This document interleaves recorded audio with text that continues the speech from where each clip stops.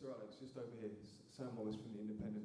You're very critical of David Beckham in the chapter on him, and you talk about the change that he underwent as a player. You're not quite specific about who or what made him change. Well, I think the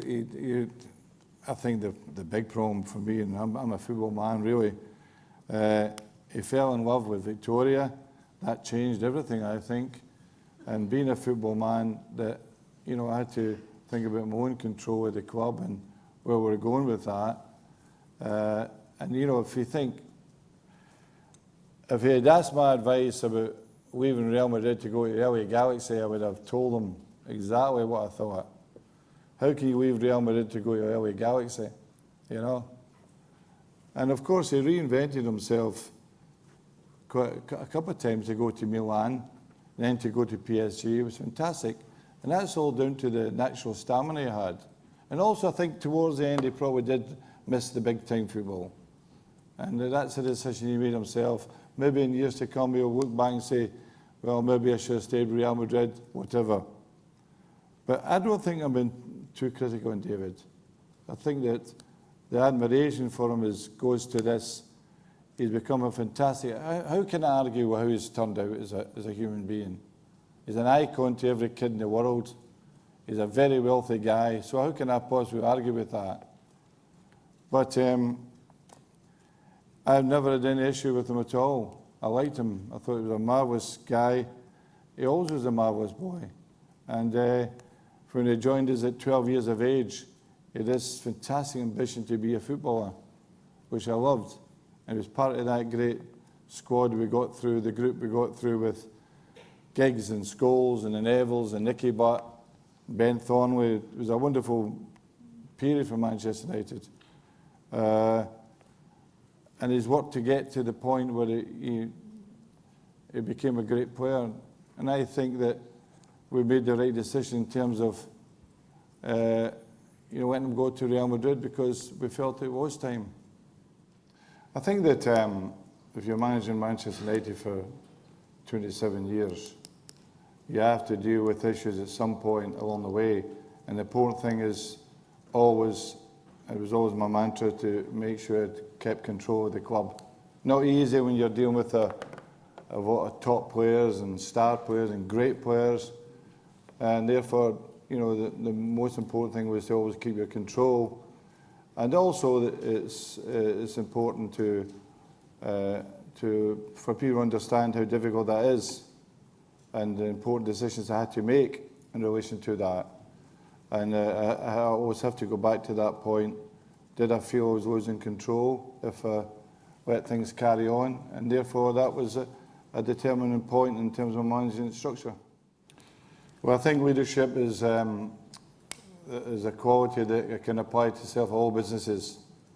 One, creating your loyalty with your work staff, so important. The philosophy of your thinking, that you hope that transmits itself to all around you in terms of whatever your workforce is like. And your control, your disciplines, all these things matter and important. Doesn't matter what industry you're in, they're all important. And there's many factors like that, Nick. I think that we see it time and time again. Leadership is a quality that your personality transmits itself to everyone. And those with strong personalities and the qualities I've also spoke about are important in these industries. No, definitely not. I've said that many times, that once I was finished with United, that was me finished in terms of management. And I've seen over the last few weeks certain positions in football, some club had me 80 to 1 to become their manager. That was a good price. But no, I wouldn't be interested in any job.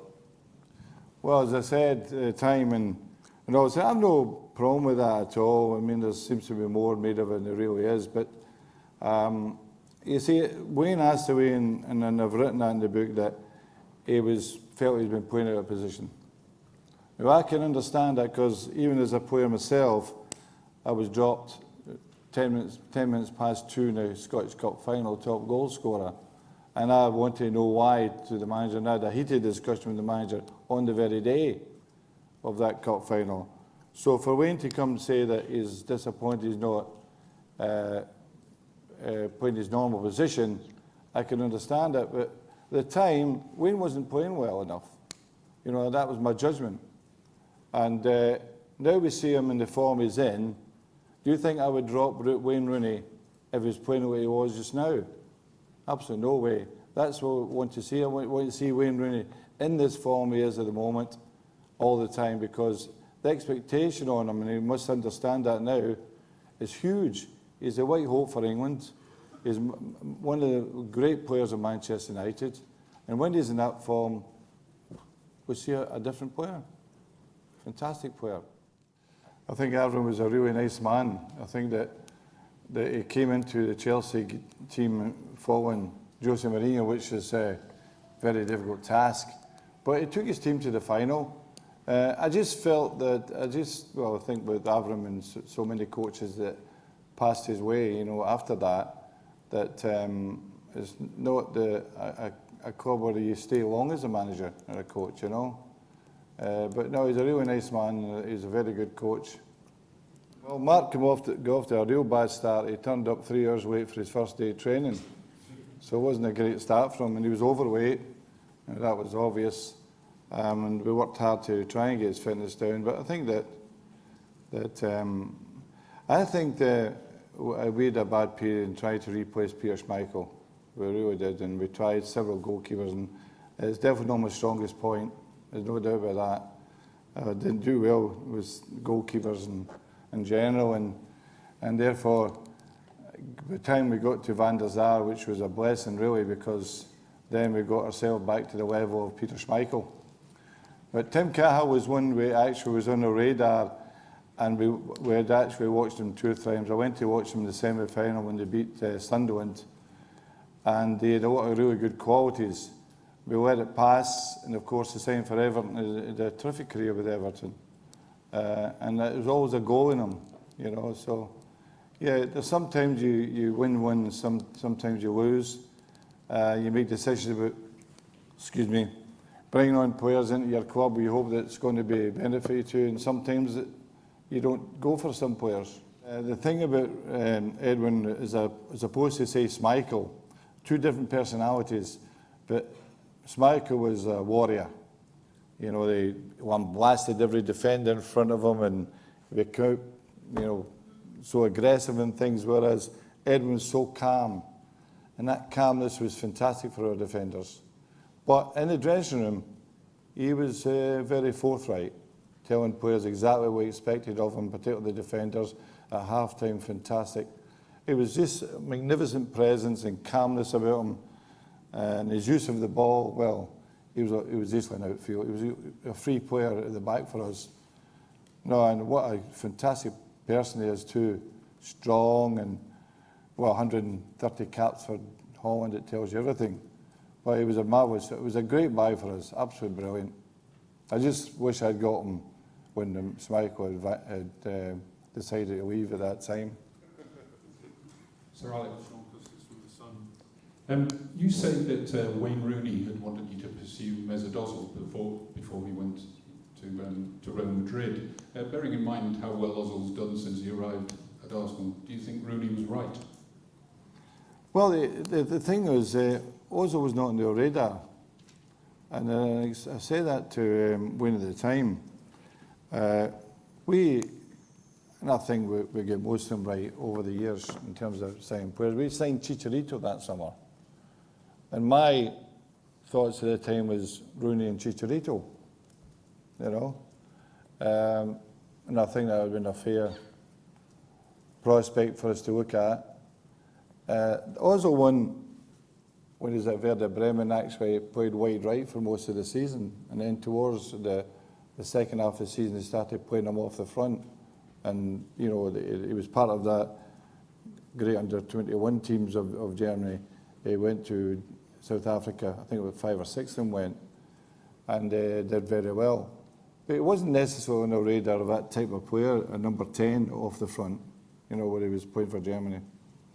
So, as I explained to Wayne, leave the signing players to me, you know. And as I said, we get most of them right, I think. Rock of Gibraltar was a row that went right to the heart of the club and the boardroom and the ownership. The 99 Questions only gets quite a passing reference in your book. Why is that, and given its significance in the history of United? It's straightforward, Matt, that I had an agreement with John Magner that once the settlement had been made, nothing was said about it anymore. And neither they said anything about it, and neither have I said anything about it. And that's exactly the position we have to be in. And so we won't be going back to that again. Ancelotti is a very nice man.